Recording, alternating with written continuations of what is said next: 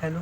अगर आप स्पेक्ट्रम अगर आप यूपीएससी की तैयारी कर रहे हो या स्टेट पीसीएस की, तो आप ये तो जानते ही होंगे कि स्पेक्ट्रम जो बुक है इसकी क्या उपयोगिता है इस एग्ज़ाम में, चाहे वो स्टेट पीसीएस का हो या यूपीएससी। हिस्ट्री को अगर आप ध्यान में रखोगे तो इस बुक की उपयोगिता को आप समझ सकते हैं कि कितनी ज़्यादा है। तो आज मैं यूपीएससी स्पेक्ट्रम बुक के जो इम्पोर्टेंट टॉपिक्स हैं, ठीक है, उनकी मैं नोट्स लेके आया हूँ। तो चलिए हम स्टार्ट करते हैं। तो दोस्तों, जो हमारा पहला टॉपिक वो ये है कि भारत में यूरोपीय कंपनियों का आगमन हुआ था। भारत में जो यूरोपीय कंपनियों का आगमन हुआ था, तो आपसे ये क्वेश्चन पूछा जाता है कि ये जो भारत में यूरोपीय जितनी भी कंपनियां आई थी, जैसे पुर्तगाली आए थे, डच आए थे, ब्रिटिश ईस्ट इंडिया कंपनी आई थी, ठीक है, फ्रांस की आई थी, तो इसको बताइए कौन पहले आया था, इसके बाद कौन आया था, इसके बाद कौन आया था, कि इसके बाद कौन आया था। समझ रहे हैं मतलब कि सबसे पहले कौन है, उसके बाद कौन है, उसके बाद कौन है, उसके बाद कौन है। तो 4 ऑप्शन दे देंगे, उसमें आपको ऑर्गेनाइज करना रहेगा। तो अब ये ज़रूर कर लें कि कौन कंपनी पहले आई, ठीक है। ये क्वेश्चन आ सकता है आपके एग्ज़ाम में, ठीक है। तो चलिए, भारत में यूरोपीय कंपनियों का जो आगमन हुआ था उसमें, जैसा कि आप जानते हैं कि आज हम जो बात करेंगे अभी, वो पुर्तगाली कंपनी की करेंगे, जो पुर्तगाली लोग आए थे। तो पहले तो इसकी बात स्टार्ट करते हो कि सबसे पहले वही आए थे। ये जो आए थे 17 मई 1498 को, 17 मई 1498 को ये इंडिया में आपका जो वास्को डी गामा है वो आता है, ठीक है। तो जो वास्को डी गामा जो आता है, वास्को डी गामा, वो 17 मई 1498 को इंडिया पहुंचता है, ठीक है। तो जैसा कि ये तो बहुत कॉमन चीज़ है, तो आपको पता ही होगा कि वास्को डी गामा 17 मई 1498 को समुद्री मार्ग से, जिसको केप ऑफ गुड होप कहते हैं, तो इंडिया आया, ठीक है। तो इसमें होता क्या है कि जो जम्मू जो वो जो पुर्तगाली जो वो यात्री था जिसका नाम था वास्को डी गामा, वो सबसे पहले यहाँ आता है। उसी ने समुद्री मार्ग की खोज की थी भारत के लिए। तो जब वो सबसे पहले मतलब कहाँ पहुँचा था, ये आपका क्वेश्चन बनता है। तो सबसे पहले आप कोई भी एग्ज़ाम देने जा रहे हो, स्टेट पीसीएस, सुपर टेट, या कोई भी एग्ज़ाम अगर आप कंपटीशन का देने जा रहे हो, तो ये क्वेश्चन बनता है कि सबसे पहले वो कहाँ पहुँचा था। तो सबसे पहले जो वो पहुँचा था वो कालीकट में पहुँचा था। तो वास्को डी गामा सबसे पहले कालीकट आया था। जो इंडिया में पहुँचा था सबसे पहले कालीकट पहुँचा था, ठीक है। तो पुर्तगालियों का जो उद्देश्य था भारत में आने का, वो पहला उद्देश्य था व्यवसाय करना, ठीक है। जो उनका उद्देश्य था सबसे पहला ये था कि बिजनेस करेंगे, ठीक है। दूसरा, ईसाई मत का प्रचार करना। उस समय आपको बता दूं, जो पुर्तगाली यहाँ आए थे, तो वहाँ तेज़ी वो यहाँ इंडिया में तेज़ी से, जानते हो क्या कर रहे थे, उन लोगों का जबरी जो है, ज़बरदस्ती धर्म परिवर्तन, यानी उनको ईसाई धर्म में परिवर्तित करना चाह रहे थे जो भारतीय लोग थे।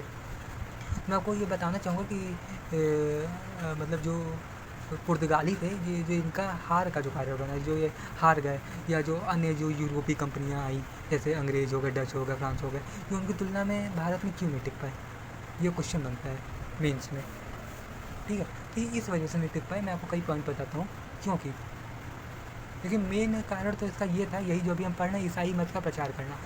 पुर्तगालियों के हार में, पुर्तगालियों के इंडिया में सफल ना हो पाने के, इसका सबसे बड़े कारणों में से एक ये था कि ये ईसाई मत का प्रचार करते थे। इनका मेन उद्देश्य था ये और किसी धर्म को उतनी इम्पोर्टेंस ना दे करके ईसाई धर्म की तरफ, मतलब इंडिया के जो लोग थे उनको जबरन जो है ईसाई धर्म में परिवर्तित कर रहे थे।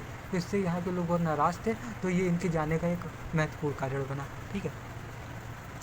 और व्यापार पर एकाधिकार, जो मतलब पुर्तगालियों का जो उद्देश्य था व्यवसाय करना, ईसाई मत का प्रचार करना, व्यापार पर एकाधिकार, ठीक है। तो जैसा कि आप जानते हो कि मेनली ये लोग जो मतलब मसाले जैसे थे, तो मतलब इनको कई गुना फ़ायदा हुआ था, तो इन्होंने सोचा कि इसका बिजनेस करेंगे।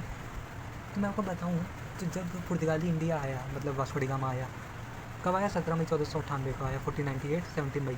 तब क्या होता है कि जमोरीन ने, ये कालीकट सबसे पहले पहुँचता है, और इसका जो स्वागत करता है, ये जो वेलकम इसका करता है, वो जमोरीन करता है। जमोरीन ने इसका बहुत स्वागत किया। इसका एक कारण ये भी का था कि उसको लगा था कि ये जमोरीन को, कि ये मेरे लिए बहुत सारे गिफ्ट लेके आया होगा, ये वो, ठीक है, मेरे लिए बहुत सारे पैसा गिफ्ट लेके आया होगा। जमोरीन का अपना स्वार्थ था इसके पीछे। बहरहाल इसने इसका बहुत ज़्यादा स्वागत किया वास्को डी गामा का। पुर्तगालियों द्वारा अपनी नौसैनिक शक्ति को बढ़ाने हेतु अफ्रीकी तट पर अनेक व्यापारी अड्डों की स्थापना तो की गई, परंतु उन्हें आभास हुआ कि भारत में ऐसे व्यापारिक स्थलों पर कब्जा करना मुश्किल था, ठीक है।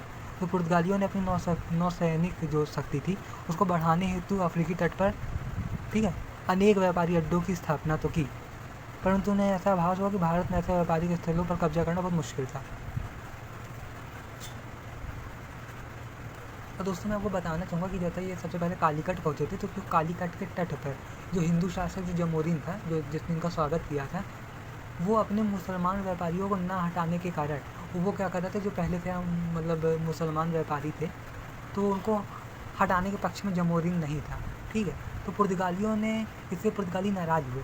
और देखो दोस्तों, लास्ट में आपसे क्वेश्चन पूछा जाएगा कि पुर्तगालियों के मतलब यहाँ से सक्सेसफुल ना हो पाने के सबसे बड़े कारणों में से मैं आपसे एक बताना चाह रहा हूँ, बताने जा रहा हूँ, क्योंकि ये बहुत ही मतलब वायलेंट करते थे, ठीक है। तो जैसे कालीकट पर हिंदू शासक जमोरिन द्वारा मुसलमान व्यापारियों को ना हटाने पे पुर्तगालियों ने क्या किया, तट पर गोलीबारी की तथा, ठीक है, पुर्तगालियों ने क्या किया बताओ, तट पर गोलीबारी चालू कर दी। भाई वो अपने मुसलमान व्यापारी को नहीं हटा रहा है तो कुछ भी मतलब ये तट पर गोलीबारी पुर्तगाली लोग चालू कर दिए, गोली चलाना, बताओ।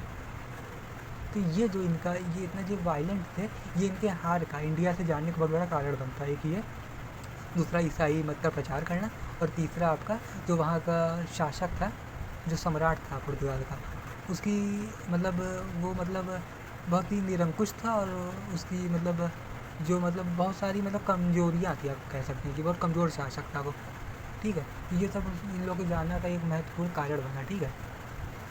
तो उन्होंने जो किया, पुर्तगालियों ने तट पर गोलीबारी की, ठीक है। ये बहुत बड़ा मतलब इनका ड्रॉबैक था, ये गोली चलाते थे। और कोचीन के राजा के मालाबार क्षेत्र में, ध्यान देना ये क्वेश्चन बन गया, कोचीन के राजा के मालाबार क्षेत्र में अपना पहला किला स्थापित किया। क्वेश्चन बन गया कि पुर्तगालियों ने अपना पहला किला कहाँ स्थापित किया, तो कोचीन के राजा के मालाबार क्षेत्र में अपना पहला किला स्थापित किया। कोचीन के राजा के मालाबार क्षेत्र में अपना पहला किला स्थापित किया। मैं आपको बताना चाहूँगा, क्वेश्चन मतलब बोलिए मालाबार क्यों प्रसिद्ध था। तो मान लो आपको क्वेश्चन पूछता है कि मालाबार किस लिए प्रसिद्ध था, तो जो मालाबार है दोस्तों, ये मसालों के लिए प्रसिद्ध था, आपका लौंग के लिए, इलायची के लिए, समझ रहे हो। तो मतलब जितने मसाले टाइप का, तो मसाला जो होता है उसके लिए मालाबार प्रसिद्ध था वहाँ। बाद में क्या होता है, भारत में पुर्तगाली जो वो होता है, एक समाज होता है, ठीक है। तो देखो अब इसके बाद की बात करते हैं, तो फ्रांसिस्को डी अल्मेडा, अब इस नाम को आप याद रखना, इसमें नाम याद रखना बहुत ज़रूरी है। तो जो फ्रांसिस्को डी अल्मेडा को 3 वर्षों के लिए भारत में गवर्नर नियुक्त किया गया। जो पुर्तगाल का सम्राट था, उसने फ्रांसिस्को डी अल्मेडा को भेजा और भारत में 3 वर्षों के लिए इसे जो है गवर्नर नियुक्त किया। तो 3 वर्षों के लिए तो भारत में गवर्नर नियुक्त कर दिया गया, ठीक है। तो उसके बाद दोस्तों मोस्ट इंपॉर्टेंट क्वेश्चन, इस पॉइंट को आपको याद रखना, इसे आप भूल नहीं सकते। अगर आपको अच्छा स्कोर करना तो आपको इसको याद रखना पड़ेगा, ठीक है, क्योंकि ये क्वेश्चन बनते हैं सीधे ये यूपीएससी या स्टेट लेवल पीसीएस की अगर आप तैयारी कर रहे हैं तो ये सब पॉइंट्स आपके लिए बहुत इंपॉर्टेंट है। मैं इंपॉर्टेंट पॉइंट आपको बता ही रहा हूँ, ठीक है। तो 1508 में क्या होता है, अल्मेडा ने मिस्र व गुजरात की नौसेना को संयुक्त रूप से पराजित कर दिया, ठीक है। ये क्वेश्चन बनेगा 1508 में, या जब आप अपना मेंस का आंसर लिखेंगे तो इसमें ये पॉइंट आप कहीं ना कहीं आपको ऐसा मौका मिलेगा कि आप इसको इंक्लूड कर सकेंगे, ठीक है। तो 1508 में क्या हुआ, अल्मेडा ने मिस्र व गुजरात की नौसेना को संयुक्त रूप से परास्त कर दिया, हरा दिया। तो 1508 में अल्मेडा ने क्या किया, मिस्र व गुजरात की जो नौसेना थी उसको हरा दिया। किसको, मिस्र व गुजरात की नौसेना को। और जब परास्त कर दिया, ठीक है, तो ये एक इंपॉर्टेंट पॉइंट है। अगला इंपॉर्टेंट पॉइंट ये आपका है कि 1503 में अल्बुकर्क भारत आता है। पुर्तगाली सम्राट जो है वो अल्बुकर्क नाम याद रखना, उनको जो है नाम आप याद रखिएगा, ये बहुत इंपॉर्टेंट है, नाम याद रखना। तो अल्बुकर्क को पुर्तगाली सम्राट 1503 में भारत भेजता है, यानी 1503 में अल्बुकर्क भारत आता है। तो इसमें ये पूछेगा कि अल्बुकर्क जो भारत आया वो कैसे आया, गवर्नर के रूप में आया, वायसराय के रूप में आया, कैसे आया। तो याद रखना, इसका ड्रन कमांडर के रूप में अल्बुकर्क भारत आया। तो 1503 में इसका ड्रन कमांडर के रूप में अल्बुकर्क भारत आया। कैसे, स्क्वाड्रन कमांडर 1503, ठीक है। तो अल्बुकर्क ने 1510 में बीजापुर से गोवा छीन लिया। देखो ये क्वेश्चन बनता है कि किसने छीना, तो अल्बुकर्क ने 1510 में, ईयर याद रखना, बीजापुर से गोवा छीना, बीजापुर से जो है गोवा छीना, जहाँ से मालाबार व्यापार पर नियंत्रण किया जाता था। अब देखो अल्बुकर्क ने जो किया 1510 में उसने क्या किया, बीजापुर से गोवा छीन लिया, ठीक है, जहाँ से मालाबार व्यापार पर नियंत्रण किया जाता था। यहीं से जो है मालाबार व्यापार पर कंट्रोल किया जाता था। अब तुम पूछोगे, अगर अब आप पूछेंगे कि मालाबार क्या था, तो जैसा कि अभी मैंने आपको बताया, फेमस फॉर काली मिर्च, लौंग, इलायची, मसालों के लिए ये प्रसिद्ध था, ठीक है। और जैसा कि आप जानते ही हैं, उधर भी जो है काली मिर्च, लौंग, इलायची और जितने भी मसाले थे जो इंडिया में, मसाले जो थे उनकी पश्चिम में बड़ी मांग थी। जो पश्चिम एरिया थे, पश्चिम साइड में उनकी बहुत मांग थी, है ना। तो इससे क्या करते थे कि मतलब ले जा कर के 4 गुने 5 गुने दाम पे वहाँ मतलब बेच देते थे इंडिया से ले जा कर के, जो मसाले होते थे, है ना। तो मसाला एक बहुत बड़ा कारण बना पुर्तगालियों के व्यापार का इंडिया में, ठीक है। तो इसीलिए जो है अल्बुकर्क ने 1510 में जो है बीजापुर से गोवा चीना, जहाँ से मालाबार व्यापार पर नियंत्रण किया जाता था। और मालाबार जैसे मैंने आपको बताया ही कि मेन मसाले का था, और उसमें क्या था, और पश्चिम में बड़ी मांग थी तो वो उनको बहुत प्रॉफिट होता था, बहुत पैसा वो कमाते थे। ठीक है।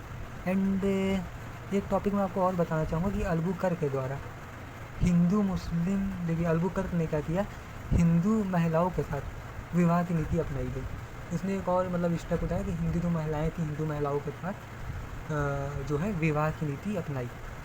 ठीक है। तो इतना अभी फ़िलहाल के लिए दोस्तों हम अपना जो टॉपिक है वो अभी यहीं एंड करते हैं। तो फ़िलहाल हम वही बता रहे हैं कि हम पुर्तगालियों का आगमन पढ़ लें इस स्पेक्ट्रम से, और क्या कहते हैं कि फ़िलहाल ताकि आप मतलब आपकी एनर्जी बनी रहे, आप थके ना, तो हम क्या करते हैं अपनी वीडियो को इस वक्त यही एंड करते हैं। जिसका सेकंड पार्ट है, यानी जो इसके आगे का स्पेक्ट्रम का जो पार्ट्स होंगे वो अब इसके सेकंड वीडियो में आएगी। इसमें मैं आपको आगे का पूरा जो है बताऊँगा कि फिर पुर्तगालियों का हार यहाँ कैसे हुई, पुर्तगालियों ने कहाँ कहाँ अपने जो है केंद्र स्थापित किए। ठीक है। पुर्तगालियों के हार के क्या कारण थे, तो मतलब पूरा इसमें डिटेल से आगे चर्चा की जाएगी, लेकिन अब सेकंड वीडियो में की जाएगी। तो फिलहाल के लिए जो मैंने आपको पॉइंट्स बताए हैं आप इनको समझ लें, और ठीक है फिर, थैंक यू।